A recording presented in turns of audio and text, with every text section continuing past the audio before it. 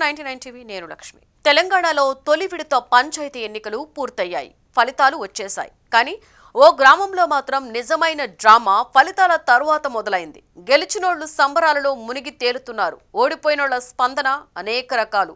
కొందరు తమ ఓటమికి కారణాలను విశ్లేషించుకుంటూ ఫ్యూచర్ ప్లాన్ ఆలోచన చేస్తుంటే, మరికొందరు లబోదిబోమంటూ చేసిన ఖర్చులు అప్పులను తలుచుకుని గుండెలు బాదుకుంటున్నారు.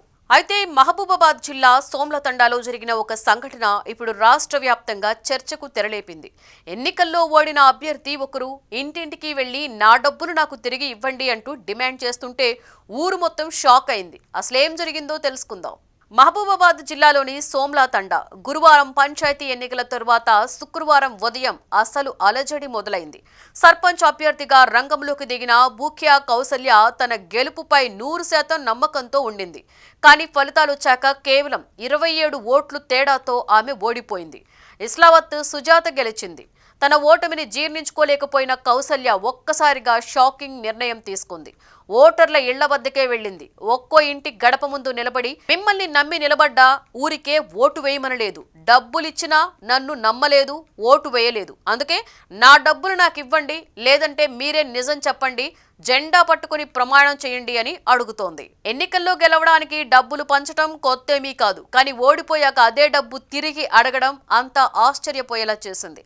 కొన్ని చోట్ల ఓటర్లతో కౌసల్య మధ్య మాటామాటా పెరిగిన వాగ్వాదంగా మారిపోయింది. డబ్బు ఎవరిచ్చినా ఓటు ఎవరికి వేయాలో మేమే నిర్ణయిస్తాం అని ఓటర్లు ఒకే ఒక్క మాట చెబుతున్నారు.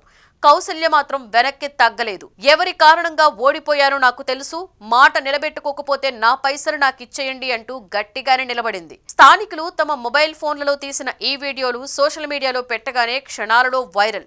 ఎన్నికలు పూర్తి కాగానే కొనుగోళ్లు, బేరసారాలు, ఓట్ల మార్కెట్టు, క్యాష్ ఫ్లో వంటి పదాలు మళ్లీ చర్చలోకొచ్చాయి.